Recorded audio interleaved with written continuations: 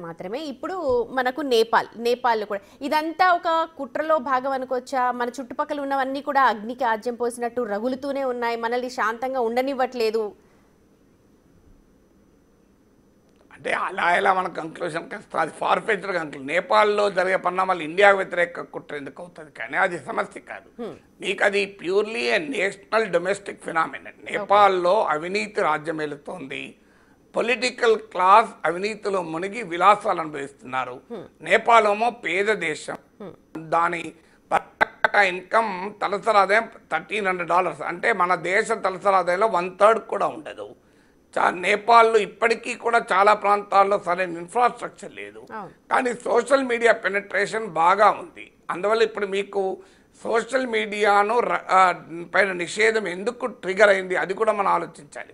అంటే సోషల్ మీడియాను ఇప్పుడు నిషేధాన్ని ఎత్తివేసినా కూడా ఆ పోరాటాలు ఆగడం లేదు. సోషల్ మీడియాలో నిషేధం ఎందుకు ట్రిగర్ అయిందంటే యూత్ ఏమో తమ ఫ్రీ ఎక్స్ప్రెషన్కు సోషల్ మీడియాను ఒక ఆయుధంగా వాడుకుంటున్నారు. ఉదాహరణకు ఇంతకుముందు చెప్పినట్లు నెపో బేబీస్ అనే టర్మ్ ఎందుకు ట్రెండింగ్ అయిందంటే పెద్ద ఎత్తున ప్రజలు రాజకీయ క్లాస్ విలాసాలు అనుభవిస్తుందని తమ వ్యతిరేకతను వ్యక్తం చేశారు ఆ రూపంలో. తర్వాత నేపాల్లో టూరిజం యొక్క ప్రధానమైన బిజినెస్ ఎంటర్ప్రైజ్. టూరిజంలో ఉండేటువంటి వాళ్ళు ఎక్కువగా సోషల్ మీడియా పైన ఆధారపడతారు. సో అందువల్ల సోషల్ మీడియా బ్యాన్ వల్ల వాళ్ళు కూడా ఎఫెక్ట్ అయ్యారు. తర్వాత నేపాల్ జనాభాలో 7.5% విదేశాల్లో మైగ్రెంట్ లేబర్గా, మైగ్రెంట్ వర్కర్స్గా వెళ్ళిపోయి ఉన్నారు. వాళ్ళందరూ కూడా తమ దేశంలో తమ కుటుంబాలతో కనెక్ట్ అయ్యడానికి వేరే మార్గం లేదు సోషల్ మీడియా తప్ప. సో అందువల్ల ఇలా అన్ని రకాల వాళ్ళు, ఈవెన్ పొలిటికల్లో ఇప్పుడు ఇంతకుముందు చెప్పిన బలేంద్ర షా కాఠ్మండు మేయర్, ఆయన సోషల్ మీడియా పాపులారిటీతోనే మేయర్ కూడా అయ్యాడు. ఇలా అందరూ సోషల్ మీడియాను ఉపయోగించుకుంటున్న తరుణంలో సోషల్ మీడియా పైన బ్యాన్ విధించడం పొలిటికల్ క్లాస్ మా వాయిసెస్ను అణచివేస్తుంది అన్న భావం బలంగా పెరిగేది రోడ్ల మీదకి పోరాటంగా మారింది. ఒక్కసారి ప్రజలు తిరగబడిన తర్వాత రకరకాల శక్తులు దాంట్లో దూరి వాటిని ఉపయోగించుకునేటువంటి ప్రయత్నాలు కూడా చేస్తాయి కదా. కరెక్ట్. అయితే ఇప్పుడున్న పరిస్థితుల్లో నేపాల్ మళ్ళీ పూర్వస్థితికి రావడానికి ఎలాంటి ఆచరణ యోగ్యమైన విధానాలు రూపొందించుకోవాలి? అక్కడ అసలు అలాంటి సిచ్యువేషన్ ఎప్పటికి వచ్చే అవకాశం ఉంది? అంటే ఇప్పుడు మొదలు నేపాల్లో ఈ వ్యతిరేకత రావటానికి కారణం మళ్ళీ రాచరికానికి వెళ్ళడం పరిష్కారం కాదు. ఎందుకంటే రాచరిక పీడను వదిలించుకునే నేపాల్ ఒక సెక్యులర్ డెమోక్రటిక్ కంట్రీగా ఎమర్జ్ అయింది. సో అందువల్ల ఇప్పుడు మళ్ళీ వెళ్ళి ఇప్పుడు తిరిగి రాజును తీసుకొచ్చి కూర్చుండబెట్టాలి అనే ఒక ప్రయత్నం, అక్కడున్న మితవాద శక్తులు కలిసి ఆడ ప్రయత్నం ఏంటి అంటే రాజుకు అనుకూలం. ఇప్పుడు ఈవెన్ ఆ రాజుకు అనుకూలమైనటువంటి శక్తులకు ఇది ఊతం ఇచ్చిస్తుంది. దాన్ని కాకుండా జాగ్రత్త పడాలి. అంటే ప్రజలకు డెమోక్రటిక్ ఎక్స్పెరిమెంట్, ప్రజాస్వామిక ప్రయోగం ఫెయిల్ అయినప్పుడు ప్రజల్లో మాకు రాజే నయం కదా, రాజే బెటర్ కదా అనుకునే ప్రమాదం కూడా ఉంటుంది. అంటే నేపాలీ ప్రజల మధ్య ఒక కరప్ట్ డెమోక్రసీ, ఒక రిప్రెసివ్ మొనార్కీ, అంటే ఒక నిర్బంధ రాచరిక వ్యవస్థ, ఒక అవినీతితో కూడిన ప్రజాస్వామిక వ్యవస్థల మధ్య ఛాయిస్గా ఉండకూడదు. ఛాయిస్ అనేది ఒక బెటర్ డెమోక్రసీగా ఉండాలి. అందువల్ల బ్యాడ్ డెమోక్రసీ అనే దానికి పరిష్కారం రాచరికం కాదు, గుడ్ డెమోక్రసీ పరిష్కారం. సో అది అన్ఫార్చునేట్లీ ప్రజలు రాచరికం వైపుగా వెళ్ళే ప్రమాదం కూడా ఉంటుంది. ఆల్రెడీ రాచరికానికి అనుకూలంగా రాజును తిరిగి తీసుకురావాలని చెప్పి మార్చిలో ప్రదర్శనలు జరిగాయి. ఇప్పుడు ఈ నిరసనలో కూడా వాళ్ళు దూరారు, వాళ్ళు కూడా ఇందులో ఇన్వాల్వ్ అయ్యారు అంటున్నారు. ఎందుకంటే వాళ్ళకి అది పండుగే కదా. ఎందుకంటే ప్రజాస్వామిక పాలకులు, ప్రజాస్వామిక రాజకీయ నాయకులు విలాసవంతమైన జీవితం గడుపుతున్నారని ప్రజల్లో వ్యతిరేకత వస్తే అది రాజును సహజంగానే రాచరికానికి బలాన్ని చేకూరుస్తుంది. అది జరగకుండా చూడాలి, ఇది మొదటిగా చూడాలి. ఇక రెండవది పొలిటికల్ కరప్షన్ను ఎదుర్కోవాలి. ఎందుకంటే ఇదంతా ప్రజల నుంచి తీవ్ర వ్యతిరేకత, రాజకీయ అవినీతికి వ్యతిరేకంగా తిరుగుతారు. అందువల్ల పొలిటికల్ పార్టీస్, అది నేపాలీ కాంగ్రెస్ కానీ నేపాలీ కమ్యూనిస్టులు కానీ అందరూ కూడా ప్రజలకు ఇచ్చిన హామీల విషయంలో దే ఆర్ సింప్లీ ఫెయిల్డ్. అంటే ప్రజలకు తమ హామీలను నిలబెట్టుకోలేకపోయారు. అందువల్ల పొలిటికల్ క్లాస్ అనేది అర్థం చేసుకోవాలి. మధ్య విన్యాస ప్రమాదకరమైన రాచరికానికి అవకాశం ఇవ్వకూడదు అని. వీళ్ళ అధికారం కొరకు అవకాశవాదంతో ఒకరినొకరు వెన్నుపోట్లు పొడుచుకుంటూ బతుకుతున్నారు ఇప్పటిదాకా. సో ఎవరితో ఎప్పుడు కలుస్తాడో కూడా తెలియని పరిస్థితి నేపాల్లో. ఓకే. ఆ దుస్థితి ఖచ్చితంగా మళ్ళీ రాచరికానికి బలాన్ని చేకూరుతుంది. ఈవెన్ విదేశీ శక్తులకు కూడా బలాన్ని చేకూరుతుంది. ఇప్పుడు అమెరికా ఉందా దీని వెనకాల, చైనా ఉందా అనే చర్చలు ఎందుకు వస్తున్నాయంటే కారణం అదే. ఎప్పుడు కూడా దేశంలో గనక బలమైన పొలిటికల్ స్టెబిలిటీ లేకపోతే అది బయట శక్తులు ఉపయోగించుకుంటారు. షేక్ హసీనాకు వ్యతిరేకంగా బలమైన ప్రజా వ్యతిరేకత వచ్చినప్పుడు పాకిస్తాన్ అనుకూల ఇస్లామిక్ శక్తులు ఉపయోగించుకున్నాయి. సో అందువల్ల స్టేట్లెస్ సొసైటీగా ఉండకూడదు ఏ దేశం కూడా. అందువల్ల ఈ అనార్కీని ఎటువైపైనా వెళ్ళే అవకాశం ఉంది. ఎందుకంటే పిల్లల్లో స్కూల్ పిల్లలు స్కూల్ డ్రెస్సుల్లో కాలేజ్ పిల్లలు కాలేజ్ డ్రెస్సులో వచ్చి కూడా ఈ పోరాటంలో పాల్గొన్నారు. సో అందువల్ల ఇప్పటికైనా రాజకీయ వ్యవస్థ తమ అవినీతిని అధిగమించి ఒక ప్రజలకు అకౌంటబుల్ పొలిటికల్ ఆర్డర్ తీసుకురావడమే పరిష్కారం. రూల్ ఆఫ్ లా, చట్టబద్ధమైన పాలన నిలబెట్టడం, ఒక మచ్యూర్ డెమోక్రసీగా ఎవాల్వ్ కావడమే పరిష్కారం. ఇప్పుడు అక్కడ అలాంటి వాళ్ళు ఎవరు ఉన్నారు అని ఏమైనా ఇన్ఫర్మేషన్ ఉందా, లేకపోతే కొత్త ప్రధాని పేర్లలో అలా చెప్పడం కష్టం. ఓకే. అయితే అలా I can't speculate on that, ఎందుకంటే వారి బయోడేటాలు నేను పరిశీలించి తీర్పు చెప్పలేను కదా. రైట్. అయితే ఇప్పుడున్న సిచ్యువేషన్స్ కనుక మనం చూస్తే ఓలీ గురించి మాట్లాడుకుంటే, ఇంతకు ముందు ఎప్పుడు టైం దొరికినా సరే మన మీద విషం కక్కారు, అనవసరమైన మాటలు మాట్లాడారు. అలాంటి ఓలీ ఇప్పుడు దుబాయ్ పారిపోయాడు. మన పక్కనున్న బంగ్లాదేశ్ హసీనా మన దగ్గరకు వచ్చింది. సో ఇవన్నీ సినారియోస్ చూస్తుంటే చాలా మంది చాలా డౌట్స్ వ్యక్తం చేస్తున్నారు. మీరు అన్నట్టుగా తెలుగు పత్రికలు కూడా చాలా రాశాయి.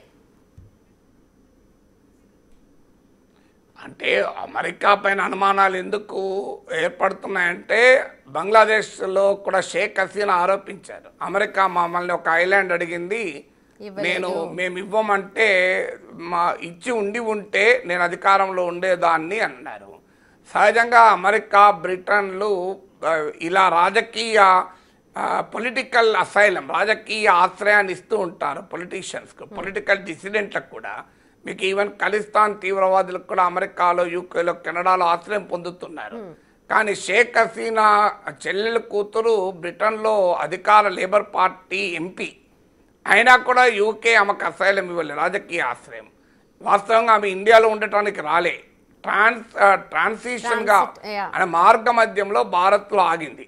ఇప్పటికి కూడా భారతదేశం రాజకీయ ఆశ్రయం ప్రకటించలే. మీకు అమెరికాలో ఆమె కొడుకుంటాడు, అయినా కూడా అమెరికా కూడా పొలిటికల్ అసైలం ఇవ్వడం లేదు. సో అలాంటి ఎందుకు ఇవ్వడం లేదు అనుకున్నప్పుడు షేక్ హసీనా ఆరోపణలకు ఎక్కడో కానీ బలం చేకూరుతాయి. ఇక చైనాకు కేపీ శర్మ ఓలీ అనుకూలమనే కాదు, మనకు అర్థం కావాల్సి అంటే నేపాల్లోనే కాదు, చైనా ఇంపాక్ట్ మీకు మాల్దీవ్స్లో ఉంది, శ్రీలంకలో ఉంది, అన్ని ప్రాంతాల్లో ఉంది. అది వేరే సబ్జెక్ట్. కానీ ఇక్కడ నేపాల్లో యాంటీ ఇండియా సెంటిమెంట్ ఒక్క కేపీ శర్మ ఓలీకే కన్ఫైన్ కాదు. ఉదాహరణకు కొన్ని ప్రాంతాలు, కాలాపాని అనుకుంటా, ఓ ఏరియాలో ఈవెన్ భారతదేశ భూభాగానికి కూడా నేపాల్ అఫీషియల్ మ్యాప్లో కలుపుకొని వాళ్ళ పార్లమెంట్ ఏకగ్రీవంగా ఆమోదించింది. అంటే ఇండియన్ టెరిటరీస్, మనం క్లెయిమ్ చేస్తున్న టెరిటరీస్ కూడా నేపాల్ పొలిటికల్ మ్యాప్లో కలుపుకొని దాని కాన్స్టిట్యూషన్లో భాగం చేస్తూ నేపాల్ పార్లమెంటు చట్టమే చేసింది. అందువల్ల దాన్ని ఏకగ్రీవంగా అందరూ కూడా ఆమోదించారు. అందువల్ల యాంటీ ఇండియన్ సెంటిమెంట్ నేపాల్లో ఉన్నమాట నిజం. నేపాల్లోనే కాదు, మీకు మాల్దీవ్స్లో అదే సెంటిమెంట్ ఉండే. మహమ్మద్ మొయిజ్ అయితే ఇండియా అవుట్ అనే క్యాంపెయిన్తోనే అధికారంలోకి వచ్చారు. తర్వాత కాస్త వెనక్కు తగ్గాడు. ఇప్పుడు ఇటీవల మన ప్రైమ్ మినిస్టర్ కూడా వెళ్ళి మాల్దీవ్స్లో పర్యటించారు. శ్రీలంకలో కూడా ఈ యాంటీ ఇండియా సెంటిమెంట్ ఉండే, కాస్త ఇప్పుడు రిలేషన్స్ ఇంప్రూవ్ చేసి ఇవన్నీ అటు ఇటు జరుగుతూ ఉంటాయి. బంగ్లాదేశ్లో మొదటి నుంచి కూడా షేక్ హసీనా అధికారంలో ఉన్నప్పుడు భారత్తో మంచి సంబంధాలు ఉండే. సో ఖాలిదా జియా అధికారంలో ఉన్నప్పుడు ఆ సంబంధాలు లేకుండే. ఇప్పుడు షేక్ హసీనా అధికారంలోకి వెళ్ళారు. పాకిస్తాన్ అనుకూల ఇస్లామిస్ట్ శక్తుల ఇన్ఫ్లుయెన్స్లో ఉండే మహమ్మద్ యూనస్ అధికారంలో ఉన్నాడు కనుక యాంటీ ఇండియా సెంటిమెంట్ ఉన్నమాట నిజం. అందువల్ల అయితే దీనికి ఇది ఒక్క రోజులో ఎవాల్వ్ అయ్యేటువంటి ప్రాసెస్ కాదు. నేపాల్లో ఇదేదో కేపీ శర్మతో వచ్చింది కాదు, కేపీ శర్మ వాళ్ళతో పోదు. ఎందుకంటే భారతీయ జనతా పార్టీ కూడా అక్కడ బీజేపీ ప్రత్యేకంగా రాచరికానికి అనుకూల రాజకీయ శక్తులకు మద్దతు ఇస్తుంది. సో అందువల్ల కూడా నేపాల్లో ఆ వ్యతిరేకత, రాచరికం పైన వ్యతిరేకత, మనపై వ్యతిరేకతగా కూడా మార్పు చెందింది. మీకు అక్కడ నేపాల్లో మదేశీ ఆందోళన జరిగినప్పుడు కూడా మన ప్రభుత్వం తీరు, ఓవరాల్గా మన ప్రభుత్వం pro monarchy, BJP government pro monarchy ఉంటుంది. అనేటువంటి భావన కూడా ఉంది. అది కూడా ఒక కారణం. యాంటీ మొనార్కీ సెంటిమెంట్ బలంగా ఉన్నప్పుడు అది యాంటీ ఇండియా సెంటిమెంట్ కూడా పరిగణించింది. ఓకే నాగేశ్వర్ గారు, ఈ ఎఫెక్ట్ మన పౌరులు అంటే ఆల్రెడీ మన పౌరులు అక్కడ ఉన్నారు, మన ఎంబసీ కూడా జాగ్రత్తగా ఉండమని చెప్పింది. మన నైబర్ దేశాలు ఇలాగా అల్లకల్లోలంగా ఉన్నప్పుడు దాని ఎఫెక్ట్ మన మీద కూడా కొద్దో గొప్ప ఉంటుంది కదా? అంటే డెఫినెట్గా ఉంటుంది. అయితే నేపాల్ సినారియో వేరు, బంగ్లాదేశ్ సినారియో వేరు. ఎందుకంటే నేపాల్ మా భారత భూభాగంలో తీవ్రవాదుల్ని ప్రోత్సహించిన చరిత్ర ఏమి నేపాల్కి లేదు కదా. మీకు బంగ్లాదేశ్లో సమస్య ఏంటంటే అది నార్త్ ఈస్టర్న్ తీవ్రవాదులకు బంగ్లాదేశ్ అడ్డగా ఉండే ప్రమాదం ఉంది. ఈ మధ్య నార్త్ ఈస్టర్న్ తీవ్రవాదం కొంత తగ్గినా కూడా లేదు. పాకిస్తాన్ చేతుల్లోకి వెళితే ఇస్లామిక్ తీవ్రవాదులకు కూడా అడ్డాగా ఉండే ప్రమాదం ఉంది కనుక మనకు ఎక్కువ ఛాలెంజ్. బంగ్లాదేశ్ పరిణామాలు వేరు. బంగ్లాదేశ్ పరిణామాలు నేపాల్ పరిణామాలు మనం పోల్చి చూడలేము. ఇమీడియట్ గా మన ఇండియన్ సెక్యూరిటీకి ఇండియన్ టెరిటోరియల్ ఇంటిగ్రిటీకి అదే ప్రమాదం అని నేను అనుకోను. Okay fine. ఇప్పుడున్న పరిస్థితుల్లో ఆయన రాజీనామా చేశారు, ఆందోళనకారులు శాంతించారని అనుకుంటున్నాం, సంబరాలు చేసుకుంటున్నారు. సో ప్రస్తుతం వాళ్ళు చేయాల్సిన పని ఏంటి అనేది ఒక 1 minute చెప్పండి. నేపాల్ ప్రభుత్వాలు అక్కడ ప్రజలకు చేయాల్సిన పని అంటే ఇప్పుడు still situation is very volatile. ఇమీడియట్గా వాళ్ళ టార్గెట్ సోషల్ మీడియా బ్యాన్ ఉండే గనక ఆ బ్యాన్ ఎత్తివేశారు. తర్వాత వాళ్ళ టార్గెట్ అధికారంలో ఉన్న ప్రైమ్ మినిస్టర్ పైన ఉండే గనక కేపీఎస్ శర్మ ఓలీ రాజీనామా చేస్తే సంబరాలు జరుపుకోవచ్చు. కానీ ఇళ్ళకనే పండుగ కాదు. అసలు ప్రజల ఆగ్రహానికి మూలము కరప్ట్ పొలిటికల్ సిస్టమ్. ప్రజల ఆగ్రహానికి మూలము పేదరికము, అసమానతలు, ఆర్థికపరమైన ఇబ్బందులు. ప్రజల ఆందోళనకు కారణము పొలిటికల్ క్లాస్ ప్రజలకు దూరం కావడం.